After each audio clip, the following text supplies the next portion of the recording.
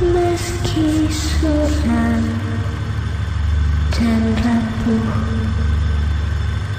apa kabarmu ibu di padang gelap? Dan boy itu sempat disuguhi air minum dan juga singkong goreng.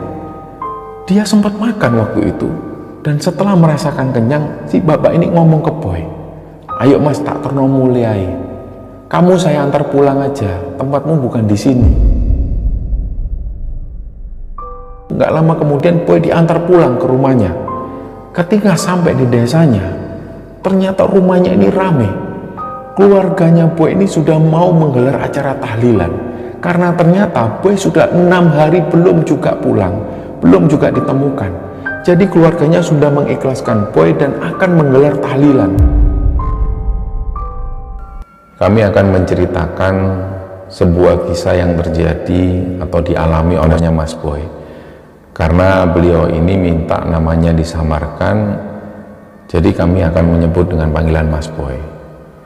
Mas Boy ini asalnya dari salah satu desa di Jawa Timur, dan beliau cerita bahwa pada waktu itu, tepatnya di tahun 2000, Mas Boy ini pernah mengalami sebuah kejadian yang sampai hari ini nggak bisa dilupakan. Jadi ceritanya di tahun 2000 itu Mas Boy pernah masuk ke dimensi lain di sebuah gunung yang ada di Jawa Timur, tepatnya di Gunung Welirang. Nah, kisah inilah yang dibagikan oleh Mas Boy. Jadi latar belakang Mas Boy pada masa-masa itu, terutama di sekitaran tahun 90-an dan 2000, Mas Boy ini berprofesi sebagai seorang guide. Jadi beliau itu sering mengantar teman-teman pendaki, entah itu dari Jawa Timur maupun dari luar Jawa Timur, di mana waktu itu ketika ada pendaki yang ingin naik gunung di Jawa Timur, Mas Boy ini bisa mengantarkan mereka, karena Mas Boy paham betul situasi gunung-gunung yang ada di Jawa Timur.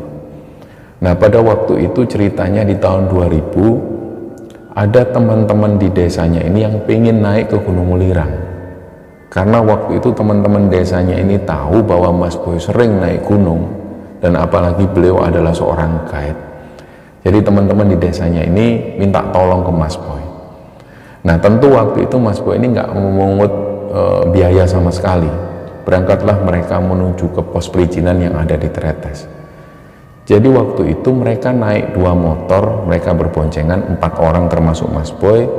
Singkat cerita, sampai di base camp yang ada di Tretes itu sekitar jam 10 pagi. Begitu sampai di sana, cuaca ini sudah mendung, jadi hujan sudah mulai turun. Nah, jadi karena Mas Boy ini sudah kenal dengan penjaga-penjaga yang ada di pos perizinan itu, Mas Boy ini sempat disapa, "Mau naik, Cak?" "Oh iya, Cak, ini sama teman-teman desa." "Oh ya wes, isi dulu aja." Mereka pun akhirnya ngisi buku tamu yang ada di sana. Nah, di era-era itu, di era-era 90-an dan 2000-an itu memang beda dengan di era sekarang. Perizinan pada waktu itu nggak seketat sekarang. Nah, apalagi kalau kita kenal dengan petugas jaga yang ada di sana, tentu akan diizinkan untuk naik. Nah, karena Mas Boy waktu itu sudah kenal dan mereka tinggal ngisi buku tamu, naiklah mereka. 4 orang ini naik dari pos perizinan menuju ke pos pertama di Pet Bocor itu. Ketika mereka sampai di pos 1 di Pet Bocor itu, hujan ini masih turun. Nah, karena mereka nggak mau menunggu lama, akhirnya mereka melanjutkan perjalanan lagi.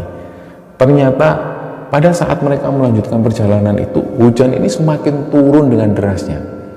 Nah, Mas Boy ini sempat ngomong ke teman-temannya itu. Mas Boy sempat menawarkan, "Gimana ini nggak berhenti dulu atau gimana?" "Wes nggak usah, Cak, terus jalan aja, Cak." "Ya wes, terserah kalian, karena aku ini cuma manut apa kata kalian, aku cuma nganter." "Ya sudah, Cak, lanjut aja, Cak." Lanjutlah mereka, dan posisi Mas Boy itu selalu di belakang. Jadi dari belakang itu Mas Boy cuma ngasih arahan, belok kanan, belok kiri, dan lain sebagainya. Nah, singkat cerita sampai di pos Kokopan itu di sekitaran jam 1 siang, mereka sempat berhenti di sana. Dan di pos Kokopan waktu itu ada sebuah gubuk. Gubuk ini memang dimanfaatkan oleh para pencari belerang, dan terutama digunakan untuk tempat istirahat. Jadi di Gunung Welirang di jalur Tretes itu biasanya ada mobil jeep yang naik sampai ke atas untuk ngangkut belerang.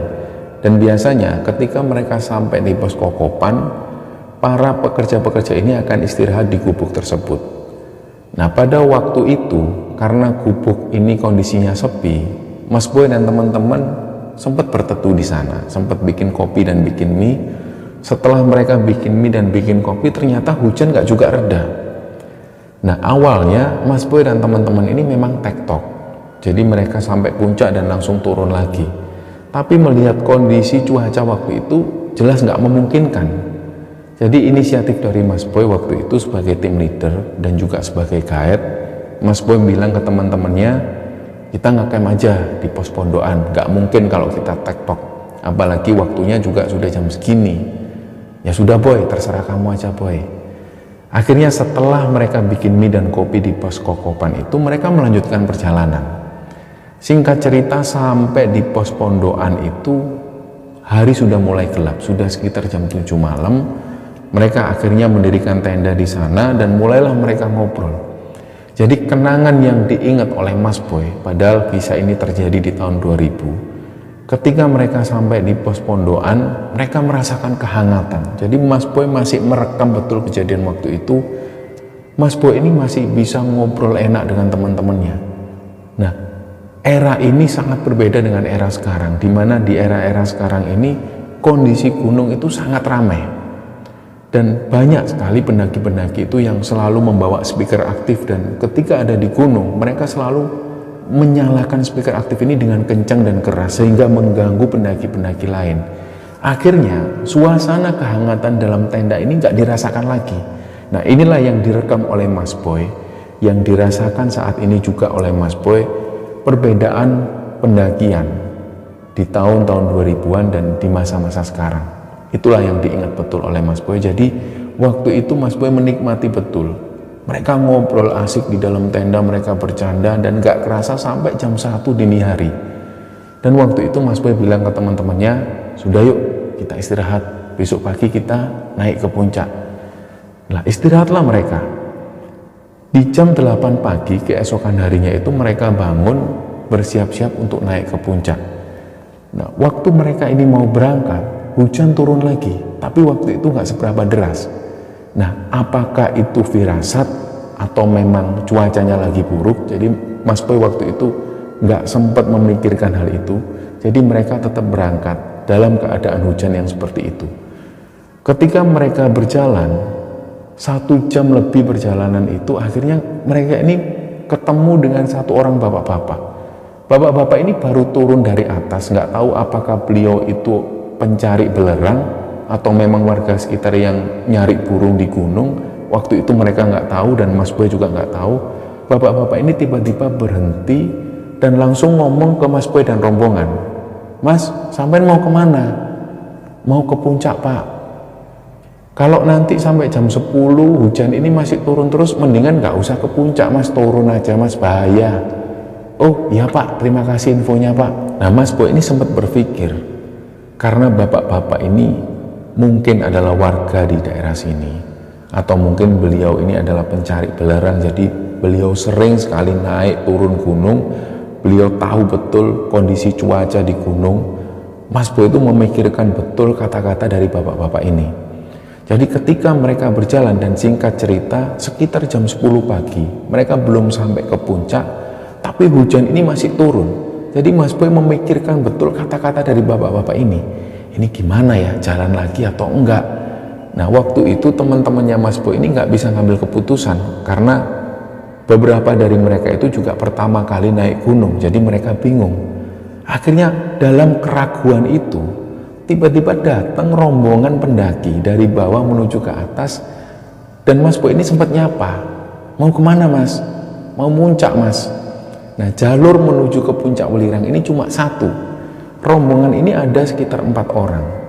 Karena waktu itu mereka sempat ngobrol dan Mas Boy sempat menegur, akhirnya mereka pun ngobrol. Ternyata 4 orang pendaki ini mereka berencana naik ke puncak. Nah, berbekal informasi ini, karena Mas Boy tahu bahwa pendaki-pendaki ini mau ke puncak, Mas Boy akhirnya semangat lagi. Meskipun hujan waktu itu mereka tetap melanjutkan perjalanan karena adanya pendaki-pendaki ini. Nah, setelah 4 orang pendaki ini jalan lebih dulu, nggak seberapa lama Mas Boy dan teman-teman ngikut di belakang. Ternyata dalam perjalanan itu, entah rombongan Mas Boy ini yang jalannya terlalu pelan, atau mungkin 4 orang pendaki yang di depan itu jalannya terlalu cepat. Jadi akhirnya Mas Boy dan teman-teman ini sempat ketinggalan rombongan pendaki itu dan nggak tahu mereka sudah sampai mana. Singkat cerita, sekitar jam 1 siang rombongan Mas Boy sampai di puncak Welirang. Waktu itu yang dicari pertama kali oleh Mas Boy adalah rombongan pendaki-pendaki yang jalan lebih dulu. Ternyata ketika sampai di puncak, rombongan pendaki ini sudah nggak kelihatan lagi. Nah, inilah hari pertama yang dianggap Mas Boy ini adalah sebuah keanehan. Terus pendaki-pendaki ini di mana? Tapi 3 orang teman Mas Boy ini sama sekali nggak memikirkan hal itu. Mungkin mereka sudah terlalu senang sampai di puncak. Mereka sampai lupa bahwa sebenarnya tadi ada pendaki yang jalan lebih dulu. Tapi kenapa kok nggak ketemu di puncak? Kalau memang pendaki ini sudah turun lagi dari puncak, seharusnya ketemu. Tapi itu sama sekali mereka nggak ketemu. Nah, ketika sampai di puncak, belum seberapa lama, tiba-tiba ada angin kenceng sekali dan tiba-tiba badai ini langsung menghantam mereka. Suasana ini gelap dengan adanya kabut yang tebal. Nah, seketika itu juga Mas Boy memutuskan untuk ngajak teman-temannya ini turun. Ketika mereka turun, suasana ini masih dalam keadaan kabut yang tebal. Jarak pandang hanya sekitar 3 meter. Setelah itu mereka nggak kelihatan lagi. Nah, lama-kelamaan kabut ini menghilang dan sampai akhirnya Mas Boy itu melihat ada padang sabana yang luas. Sementara 3 orang teman Mas Boy ini sudah nggak kelihatan lagi. Disinilah Mas Boy sudah curiga. Di situ Mas Boy ini sadar dalam dirinya bahwa dia tersesat. Dan anehnya yang waktu itu dipikirkan oleh Mas Boy adalah 3 orang temannya ini. Jadi waktu itu Mas Boy memikirkan, ini gimana nasib teman-temanku, aku harus ngomong apa ke orang tuanya. Karena bagaimanapun juga Mas Boy yang bertanggung jawab atas 3 orang teman-temannya ini. Jadi saking kalutnya Mas Boy waktu itu memikirkan 3 orang temannya, Mas Boy ini sampai nangis sesungguhan. Dia duduk sendirian di tengah sabana yang luas itu. Nggak seberapa lama Mas Boy ini istirahat, Mas Boy jalan lagi. Ternyata nggak seberapa lama dia jalan, dia itu ngelihat ada beberapa rumah di sana. Disitulah langsung Mas Boy ini mengira, loh, ini kayak sebuah desa. Jadi ada orang beraktivitas di situ. Ada yang lagi menjemur beras, ada juga yang lagi beraktivitas kayak baru pulang dari sawah. Di situ Mas Boy semakin masuk ke dalam, ditanyalah pertama kali dia ketemu ada orang-orang duduk di depan rumah. Mas Boy tanya, "Pak, saya mau turun ke basecamp Tretes lewat mana ya, Pak?" Nah, orang-orang ini cuek semua, kayak seolah-olah mereka nggak melihat adanya Mas Boy. Dia jalan lagi sampai ke ujung desa. Ketika rumah terakhir ini ditemui oleh Boy, ada 1 orang lagi yang lagi duduk-duduk di depan rumah. Ditanya lagi oleh Boy, "Pak, saya mau pulang, Pak. Kalau turun menuju ke basecamp Tretes itu lewat mana ya, Pak?" Nah, orang-orang ini diam. Mereka itu sama sekali nggak memperhatikan Boy. Akhirnya Boy jalan lagi meninggalkan desa itu. Sekitar setengah jam perjalanan, Boy ini menemukan 1 desa lagi. Nah, di situ Boy ini melihat orang-orang ini pakaiannya itu seperti pakaian masa lalu, seperti zaman-zaman kerajaan. Jadi dia jadi ingat seperti film-film di zaman Brahma Kumbara pada waktu itu. Dia ingat betul, orang-orang ini kok berpakaian seperti ini. Ini desa apa, kok baru tahu di sini ada desa yang seperti ini. Nah, Boy ini masuk lagi ke desa itu dan melihat ada seorang ibu-ibu yang ada di depan rumah. Beliau itu lagi menjemur sesuatu, mungkin bahan makanan. Nah, Boy ini mendekat.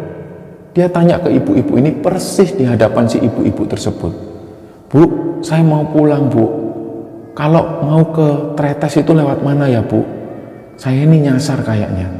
Nah, si ibu ini diem, nggak melihat ke arah Boy, padahal Boy itu ada di depan ibu-ibu ini persis. Nah, setelah melihat keanehan itu, Boy melanjutkan jalan lagi sampai di ujung desa. Ketika rumah terakhir ditemui oleh Boy, ada seorang bapak-bapak dan ibu-ibu. Boy ini tanya lagi, "Pak, tolong saya, Pak, saya mau pulang, Pak.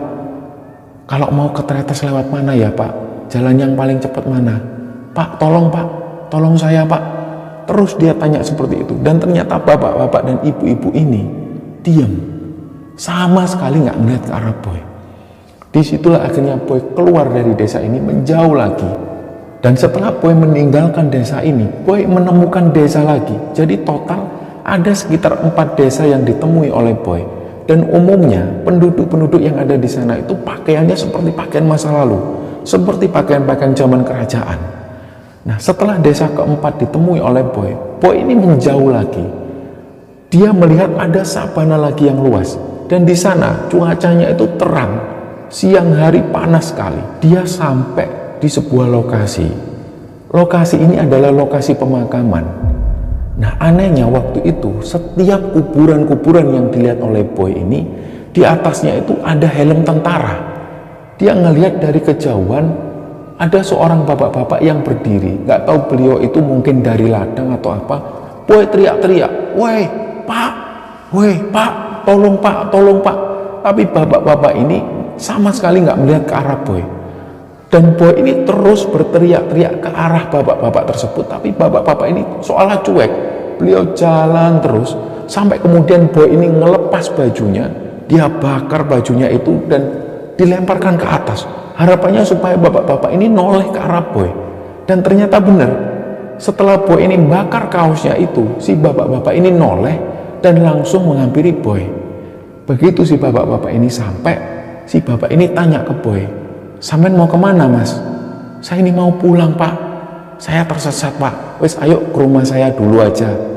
Jalanlah mereka, diajak ke rumah bapak-bapak ini. Sampailah mereka di sebuah gubuk. Gubuk ini ada di antara ladang-ladang.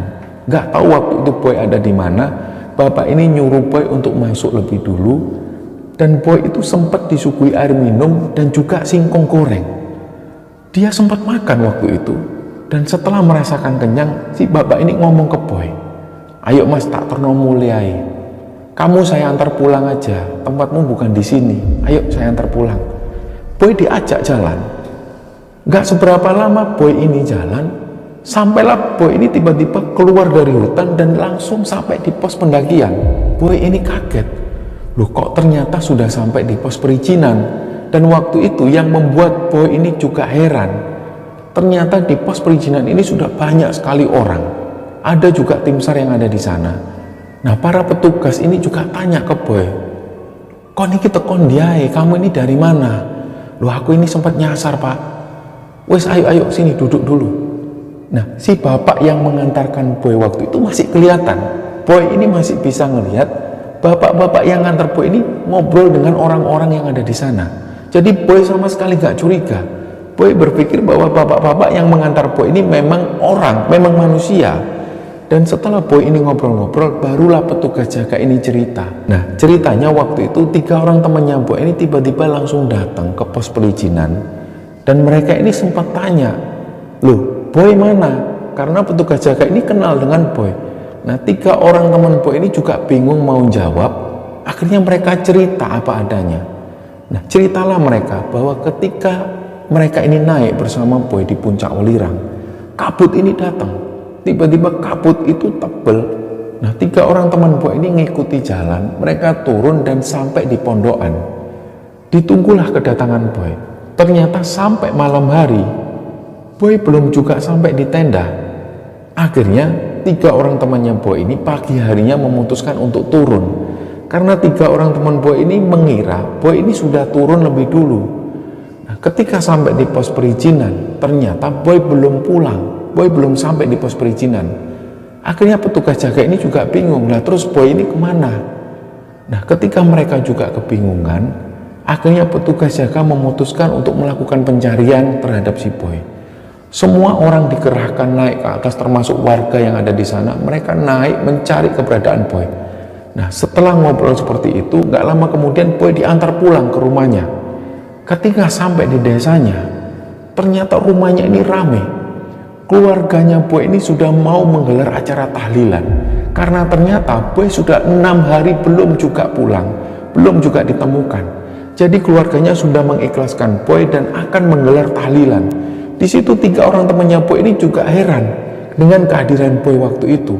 karena teman-temannya dan juga keluarganya sudah menganggap Boy ini meninggal di gunung. Nah, setelah Boy ini sampai, dia ceritakan apa adanya bahwa dia tersesat di sebuah desa. Nah, di awal-awal itu memang keluarganya Boy nggak bisa menerima cerita dari Boy. Mereka nggak percaya akan hal itu. Tapi Boy menjelaskan, Pak, Bu, memang di gunung itu seperti ini. Hal ini sudah biasa terjadi di gunung.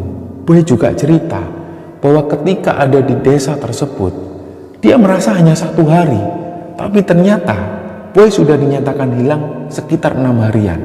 Nah, 1 bulan setelah kejadian itu, Boy ini lagi panen. Karena Boy punya tambak di sana, dia panen ikan. Dan Boy itu keinget tentang bapak-bapak yang sudah nolong. Jadi Boy teringat dia pengen balas budi. Boy akhirnya bawa ikan menuju ke Tretes untuk menemui bapak-bapak tersebut. Ketika sampai di Tretes, dia ketemu dengan penjaga-penjaga yang ada di Tretes. Boy sempat tanya, aku mau ketemu Pak Suko. Ternyata bapak-bapak ini juga heran, para penjaga yang ada di sana juga heran. Pak Suko siapa, Boy? Pak Suko yang nolong aku itu loh, yang bapak-bapak yang tak ceritakan yang nolong aku. Wah, kamu itu ngawur, Boy, nggak ada yang namanya Pak Suko. Loh, sebentar, Pak, kan waktu itu Pak Suko ini sempat ngobrol sama warga yang ada di sini, kan juga sempat ngobrol sama sampean. Karena Boy waktu itu sempat melihat bahwa Pak Suko yang ngantar Boy ini sempat ngobrol dengan warga sekitar dan sempat ngobrol dengan penjaga-penjaga yang ada di sana. Jadi Boy memastikan bahwa Pak Suko ini kenal dengan warga yang ada di sini. Sementara pada waktu Boy datang membawakan ikan untuk Pak Suko, ternyata penjaga-penjaga yang ada di Tretes itu bilang bahwa mereka nggak kenal siapa itu Pak Suko, dan bapak-bapak yang dimaksud Boy itu mereka sama sekali nggak kenal. Nggak ada bapak-bapak yang dimaksud seperti itu. Ketika Boy menjelaskan sekali lagi, bapak-bapak ini ciri-cirinya seperti ini, mereka sama sekali nggak kenal. Boy menjelaskan, waktu aku diantar sama Pak Suko ini, ada banyak sekali warga yang juga ngobrol sama Pak Suko. Kok nggak ada yang kenal sama sekali, ini gimana? Nggak ada, Boy. Orang yang kamu maksud itu nggak ada. Satupun warga ini nggak ada yang kenal dengan orang yang namanya Pak Suko. Akhirnya penjaga-penjaga yang ada di sana ini ngomong sekali lagi ke Boy, Boy, apa kamu nggak ingat waktu kamu hilang 6 hari itu, kamu itu turun sendirian, nggak ada bapak-bapak yang kamu maksud, apalagi yang namanya Pak Suko, nggak ada. Boy itu akhirnya lemes mengingat kejadian waktu itu, karena Boy ini yakin betul bahwa dia diantar oleh sosok bapak-bapak yang beliau mengaku namanya Pak Suko. Ternyata pengakuan dari orang-orang yang ada di base camp, waktu itu mereka melihat bahwa Boy ini datang sendirian. Nah, setelah mendapat cerita dari petugas base camp bahwa pada saat itu Boy ini turun sendirian tanpa adanya seorang bapak-bapak, Boy itu akhirnya jadi lemes. Dia akhirnya mengingat lagi kejadian waktu itu dan dia akhirnya berusaha mengikhlaskan. Dan yang terpenting, sampai hari ini Boy tidak lagi mengalami trauma-trauma. Sampai hari ini Boy ini masih bisa mengantarkan orang. Profesi Boy sampai hari ini juga sebagai seorang guide, selain juga sebagai petani ikan yang ada di desanya. Dan semoga kisah ini bisa diambil hikmah dan bisa diambil kesimpulan oleh teman-teman sekalian. Mohon maaf kalau ada salah-salah kata. Wassalamualaikum warahmatullahi wabarakatuh.